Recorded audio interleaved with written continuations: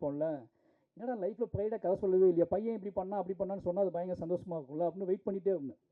இப்போ அவன் வந்து சாரை வச்சு தான் நீ ஓட்டுறான், ஆல் அப்பாஸ் லையர்னு சொல்லி இந்த வார்த்தையை எடுத்துக்கிட்டான். எது எப்போ எடுத்தாலும் அதை கூப்பிட்டு கேட்டே இருப்பான். சார் லைஃப்பில் நடந்த மாதிரி, சார் சொல்கிற கதைகள் மாதிரி நமக்கெல்லாம் எப்போ நடக்குமா, அதுக்கு வாய்ப்பு இருக்கான்னு யோசிச்சுட்டு இருக்கும்போது இப்போ சமீபத்தில் சார் ஃபோன் அடிச்சுட்டு ஜப்பான் போயிருந்தேன். அப்போ அடிக்கடி ஃபோன் அடிச்சுட்டு இப்போ ஜப்பானில் எங்கே போனேன், எதை பார்த்தேன், மிஸ்கினமாகி அக்கிரா குரோசாவா கல்லறைக்கு போ அப்படிலாம் சொல்லிட்டு இருந்தார். அப்போ அந்த ஒரு பாட்டு சிங்கிள் ரிலீஸ் பண்ணியிருந்தார். அந்த பாட்டு நான் பார்த்துட்டு அவட பேசிக்கிட்டு நான் காரில் வந்துட்டுருக்கேன் ஜப்பானில். அப்போ என் பையனை வந்து ரூமில் டயர்டாக இருந்தாலும் தூங்க போட்டு நான் ஃப்ரெண்டு வீட்டுக்கு ஜப்பானில் ஒரு ஃப்ரெண்டு ஒருத்தர் பார்க்கறதா போயிருந்தோம். அவன் மட்டும் தூங்கிட்டு தான் நாங்கள் ஃபேமிலியாக அவனையும் அவனோட பாட்டியும் தூங்க வச்சுட்டு நாங்கள் ஃபேமிலியாக ஜப்பான் ஃப்ரெண்டு வீட்டுக்கு போயிருந்தோம். போய் பார்த்துட்டு பேசிவிட்டு ஒரு நைட்டு ஒரு 10:30 மணி 11 மணிக்கும் வந்துட்டு இருக்கோம். காரில் ஃபோன் வருது, பையனை காணும் அப்படின்னு சொல்லிட்டு. இப்போ ஜப்பானில் எப்படா காணாமல் போவான், ரூமில் தூங்கிட்டு இருந்தவன்னு சொல்லிட்டு பயங்கரமாக எனக்கு என்ன ரியாக்ட் பண்ணுறதே தெரில. அப்போ தான் அந்த பாட்டு ரிலீஸ் பண்ணியிருக்காரு. அவன் கதவை கேட்டுக்குள்ள பூட்டி போட்டு வெளியே ஓடுறது ஷாட்டு. அதை பார்த்துட்டு தான் பேசிட்டு வந்துருக்கோம் காரில். பையனை காணும் ஜப்பானில், அவங்க அம்மா அப்பா அவங்க பாட்டி ஃபோன் பண்ணி பயங்கரமாக அழுறாங்க, பையனை காணும் அப்படின்ட்டு. ஜப்பானில் குட்டி குட்டியாக இருக்குது ரூம்லாம். என்னென்னு கத்துனா பயந்துருவாங்கன்னு சொல்லிட்டு நான் வந்து பயங்கரமாக ஏதோ வாழ்க்கையை டோட்டலாக ஏதோ நடக்க போகுது. ஏன்னா எனக்கு வந்து அந்த ஹோட்டலோட காரிடார் அந்த லிஃப்ட்டு, ஏன்னா அவன் என்னென்ன பண்ணுவான்னு எனக்கு தெரியும். இப்போ ஒன்று ஓப்பன் பண்ணிவிடுவான், பட் அது உள்ளே போய் திருப்பி அங்கேருந்து வெளியே வர தெரியாது, லிஃப்ட்டில் லாக் ஆகிருப்பானா அப்படிங்கிற எல்லா பயமும் வந்துட்டு போகுது. வாழ்க்கையில் ரொம்ப நாள் கழித்து ஒரு பெரிய துன்பத்துக்கு தயாராக போகிறோம் அப்படிங்கிற பயத்தில் நான் வேகமாக அங்கேருந்து ஓடி வரேன். ஜப்பான் ஹோட்டலுக்கு ஓடி வரேன். வந்தால் ரிசப்ஷனில் 2 ஜப்பான் ஆண்டிகள் மட்டும் உட்காந்து அவன் வந்து சிரித்து பேசிக்கிட்டு இருந்தான். ஒரு 3-3.5 வயசு தான் ஆகுது. அவன் ஓடி வந்து அவனை தூக்கிட்டதுக்கப்புறம் என்னடா அப்படின்னு கேட்டால் கண்ணு மட்டும் கலங்கி இருந்துச்சு அவனுக்கு. நீ எங்கே போனேன் அப்படின்னு கேட்டான். நான் ஃப்ரெண்டு வீட்டுக்கு போனேன், தூங்கிட்டு தானே இருந்தேன் அப்படின்னு கேட்டேன். அப்போ அவங்க பாட்டி வந்தாங்க, பயங்கரமாக அழுதாங்க. அப்போ தான் இந்த மாதிரியான வேர்ல்டு அந்த ஆட்டிடியூட்டை நான் ஃபஸ்ட் டைம் பார்க்கேன். என் லைஃப் அப்படி கிடையாது. எங்கள் அப்பா கூட நான் இருந்ததே இல்லை. நான் வேலைக்கு போனேன், எங்கள் அப்பா நான் வேலைக்கு போகிற டைம், சின்ன வயசில் வேலைக்கு போகிற டைம் எங்கள் அப்பா வீட்டில் இருப்பார், எங்கள் அப்பா வேலைக்கு போயிடுவார். அப்பாவும் பையனும் பிரிந்து வேலை பார்த்த வாழ்க்கை என் வாழ்க்கை. சின்ன வயசுலேயே நான் வேலைக்கு போயிட்டேன். அப்போ எனக்கு இந்த அப்பாவோட இன்ட்ராக்ட் பண்ணுறது, அப்பாவை தேடுறது அப்படிங்கிறது எனக்கு இல்லவே இல்லைங்க. அவங்க அப்பா வேலைக்கு போய்ப்பான்னு எனக்கு தெரியும். ஆனால் அப்போ தான் அவன் சொல்ல, நீ எங்கே போனேன்ட்ட கேட்டான். ஃபஸ்ட் டைமாக என்னை பார்த்து கேட்குறான், நீ எங்கே போன அப்படின்னு கேட்குறான். நான் எங்கள் ஃப்ரெண்டு வீட்டுக்கு போயிருந்தேன்னு சொன்னேன். என்ன நடந்துச்சுன்னு கேட்டால், இவன் எந்திரிச்சிருக்கான், என்னை காணும். அவங்க பாட்டி ஒரு ரூம் போட்டிருந்தோம், நான் தனியாக ரூமில் இருந்தேன். சரி அப்பா ரூமில் இருப்பாங்கன்னு சொல்லிட்டு அவன் என்ன பண்ணியிருக்கான், கதவை பாட்டிக்கு தெரியாமல் ஷூலாம் மாட்டி பேம்பஸ்லாம் போட்டிருந்தான். பேம்பஸ்லாம் கழட்டிட்டு பேண்ட் ஷர்ட் பாட்டி ஷூ மாட்டி வெளியே டோர் லாக் பண்ணிட்டு என் ரூம் போயிருக்கான். அந்த காரிடார்லேயும் நடந்து போயிருக்கான். என் ரூமை ஓப்பன் பண்ணி பார்த்துருக்கான், அங்கே லாக் ஆகிருக்கு. திருப்பி இங்கே வந்து ஓப்பன் இது க்ளோஸ்டாக இருக்குது. அவனுக்கு உள்ளே போக முடியல. அந்த காரிடார்லேயே அலைஞ்சிட்டு இருந்திருக்கான். பக்கத்துக்கு யோசிச்சு பார்த்துருக்கான், தட்டி பார்த்துக்கான். அவங்க தூங்கிட்டு இருந்திருக்காங்க. எல்லா ரூமையும் தட்ட ஆரம்பிச்சிட்டான். போய் எல்லா ரூமையும் தட்டியிருக்கான். ஏதோ ரூம்லேருந்து 2 பேர் வெளியே வந்திருக்காங்க. அவங்ககிட்ட வந்து எழுதி கொடுத்துருக்கான், மாரி செல்வராஜ்னு எழுதி கொடுத்துருக்கான். டேரக்டர் மாரி செல்வராஜ்னு எழுதி கொடுத்துருக்கான். எனக்கு பயங்கர ஆச்சரியமா இருந்துச்சு. அவங்க சொல்கிறாங்க, அந்த 2 லேடிஸ் சொல்கிறாங்க, டைரக்டர் மாரி செல்வராஜ்னு எழுதி கொடுத்தான் அப்படின்னு சொல்லி அவங்க கீழே போய் கொடுத்தோம், நீங்கள் வந்திருக்கீங்கன்னு சொன்னாங்க அப்படின்னு சொல்லி இங்கே உட்கார வச்சுட்டோம் அப்படின்னு சொல்லி. எனக்கு அவ்வளோ நேரம் பயமாக இருந்த பயம் வந்து அவனை வந்து இந்த எக்ஸ்போசரில் இருக்கான் அப்படிங்கும்போது சார் ஃபஸ்ட் டைமாக நான் வந்து அதை பயங்கரமாக ப்ரைட் பண்ணேன். சார்ட்ட உடனே ஃபோன் பண்ணி இந்த மாதிரி பண்ணிட்டான் அப்படின்னு சொன்னேன். அதை சிரித்து உருண்டு கிடந்தார்.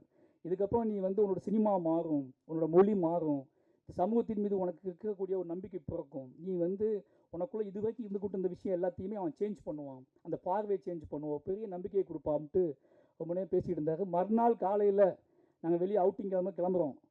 நானும் அவன் தனியாக நின்றுட்டு இருக்கேன். அவன் கையை சிக்கன் பிடிச்சிட்டு இருக்கேன், எங்கேயாவது போயிடுவானு சிக்கன் இருக்கேன். அந்த 2 ஜப்பான் ஆண்டியன் தள்ளி நடந்து போயிட்டு இருக்காங்க. அப்பா என் ஃப்ரெண்ட்ஸ் போவாங்க அப்படின்னு சொல்கிறான். அவங்கள கூப்பிட்டு அதுக்கப்புறம் ஒன்றா வச்சு 4 பேர் ஒன்றா ஃபோட்டோ எடுத்துக்கிட்டோம். அப்போ தான் எனக்கு புரிஞ்சிச்சு, அப்பா நம்ம இந்த லைஃப் நம்ம வாழலை அப்படின்னு சொல்லிட்டு. இப்போ இந்த படம் பார்க்கும்போது எனக்கு அப்படி தான் தோணுது.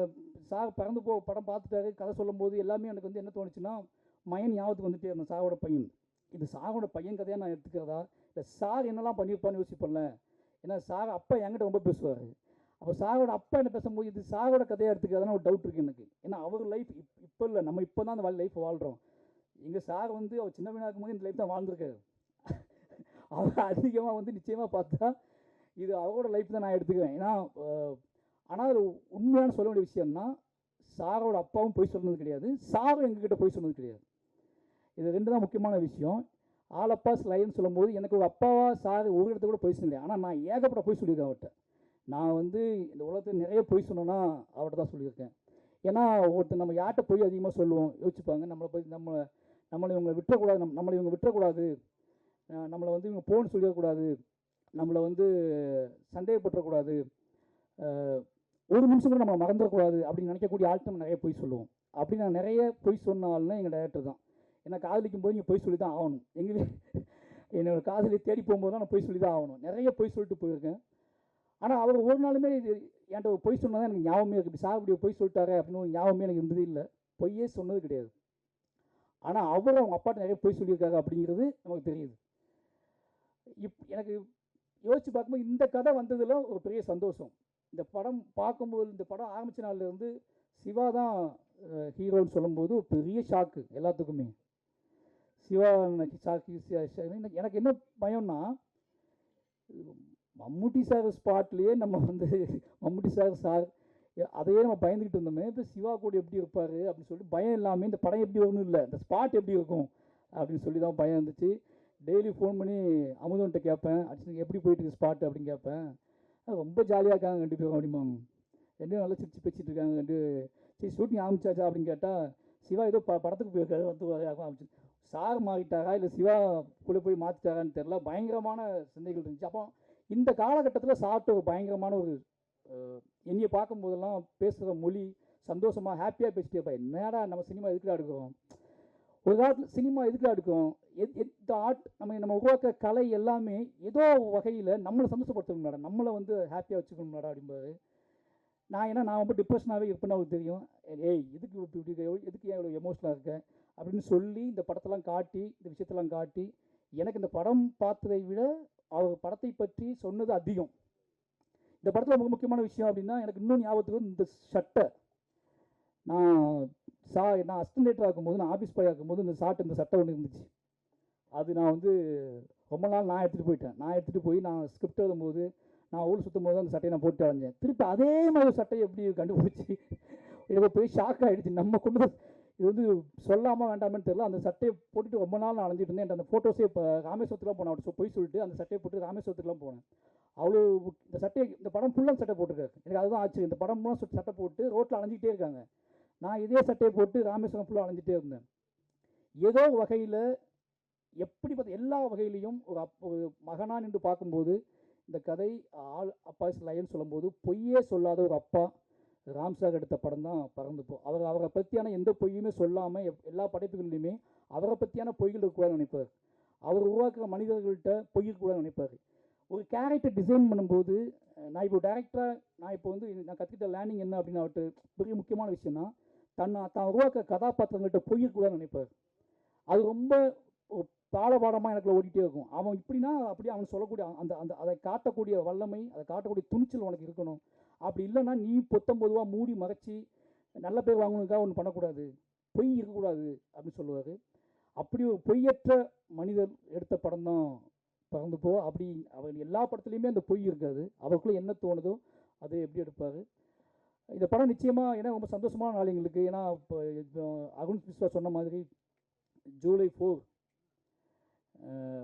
2 படம் ரிலீஸ் ஆகுது. கிட்டத்தட்ட அந்த படத்துக்கு இதே மாதிரி நான் போய் பேசி ஆகணும். ஏன்னா இப்போ பார்த்தீங்கன்னா அவர் ப்ரொடியூசராக இருக்கார், நான் ஒரு டைரக்டராக இருக்கிறேன். சார் வந்து டைரக்டர் ஆகிட்டு 3 படம் வேணா ரிலீஸ் ஆகுது. இந்த 2 படம் வேணா ரிலீஸ் ஆகுது. ரொம்ப சந்தோஷமான விஷயம். இதில் முக்கிய சொல்ல போனா கிரேஸ் அவங்க கும்பலாங்கி நைட்ஸ் பார்த்துட்டு பயங்கரமாக பிடிச்ச ஆக்டர். சார் படத்தை நடிக்கணும்னு ரொம்ப சந்தோஷமாயிடுச்சு எனக்கு. ஏன்னா நிச்சயமாக ஒரு அவங்களாம் வேறு ஏதாவது படத்தில் வச்சா ஒரு பயம் வரும்ல, என்னென்ன இந்த படத்தில் மாட்டிட்டாங்கன்னு தோணும்.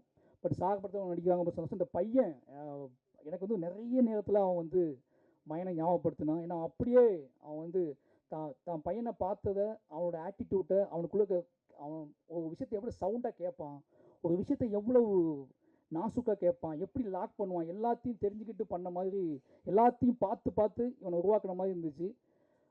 எனக்கு என்னோட ஃபாதர், என்னோட அப்பா ராம் சார் அவர் எடுத்த இந்த படத்தை பார்க்கும்போது நான் என்னையை உருவாக்குன அந்த ஃபீல்டில் தான் நான் பார்க்குறேன். என்னையை நான் அவர்கிட்ட என்னெல்லாம் ஆசைப்பட்டேன், என்னையை எப்படி உருவாக்குனாரு அந்த ஃபீல்டில் தான் அந்த படத்தை பார்க்குறேன். நிச்சயமாக எங்கள் ஃபேமிலியோட திருவிழானே சொல்லலாம் இந்த படம். எல்லோரும் சொல்கிறாங்க மார்க்சில் உருவாக்கிட்டாருன்னு சொல்லி. அதான் சொல்கிறேன்ல, எங்கிட்ட இருக்கிற நல்ல விஷயம் அத்தனையுமே அவரால் உருவாக்கப்பட்டது. என்கிட்ட இருக்கிற அரசியல் நேர்மையோ இல்லை என்கிட்ட இருக்கிற குறைந்தபட்ச நல்ல விஷயம் ஏதாவது இருக்குன்னு நீங்கள் நம்புனீங்கன்னா அது ஏன்னா நான் அப்படி வாழலை. அப்படி ஒரு வாழ்க்கை எனக்கு இந்த வாழ்க்கை எனக்கு இந்த சமூகம் எனக்கு அப்படி ஒரு வாழ்க்கையை கொடுக்கவே இல்லை.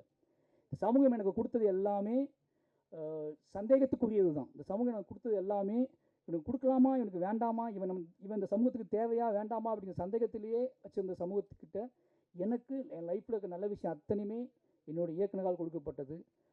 ஒரு காதல் மேலே, ஒரு பிரியத்தின் மேலே, அன்பின் மேலே நம்ம ஒரு அப்பா அப்படிங்கிற கேரக்டரையே அப்பாங்கிற ஒரு கேரக்டர் அப்பாங்கிற வாழ்க்கையின் மீதே எனக்கு ஒரு பெரிய பிரியத்தை கொடுத்தது. அவ்வளோதான். நான் ஒரு அப்பாவாக இருக்கேன் அப்படிங்கிற ப்ரைட்னஸையே.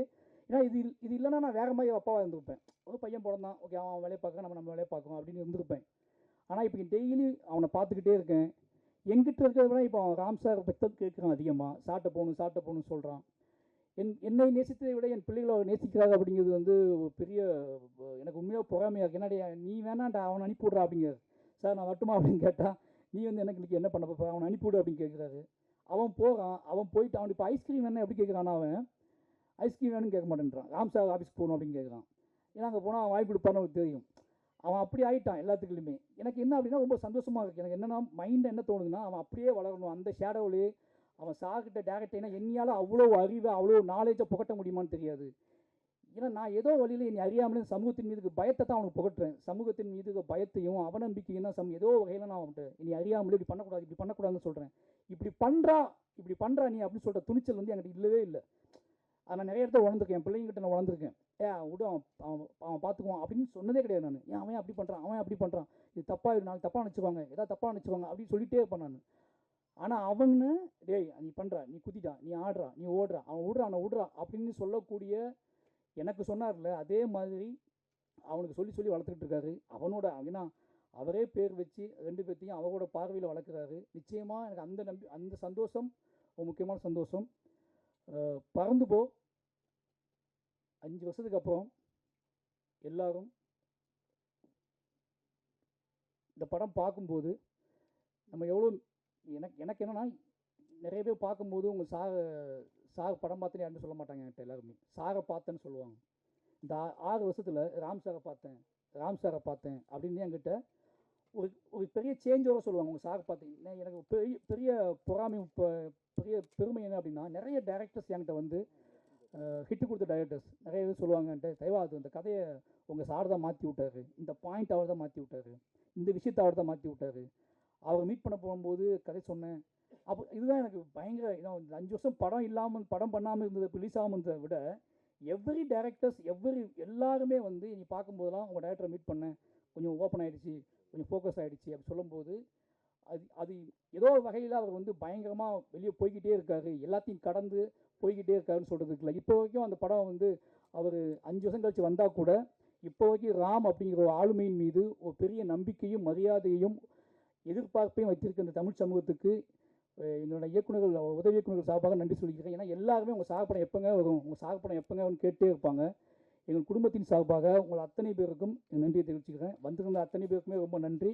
இதில் ஒர்க் பண்ணவங்க எனக்கு நிறைய வந்து நான் ரொம்ப எமோஷனலாக டக்குன்னு சாரை பற்றியே பேசுனதுனால இதில் ஒர்க் பண்ணவங்க எல்லாருமே இண்டிவிஜுவலாக எனக்கு தெரியும். எங்கள் அத்தனை பேருமே வந்து சந்தோஷம் வந்து மாமன்னில் ஒர்க் பண்ணும்போதே நான் வந்து அவங்களோட பழக்கம் ரொம்ப என்னது ரஹ்மான் சாரோட மைண்டில் என்ன ஓடிட்டுருக்கு அப்படின்னா நைஸாவோட பேச்சு தான் தெரிஞ்சுக்குவேன்.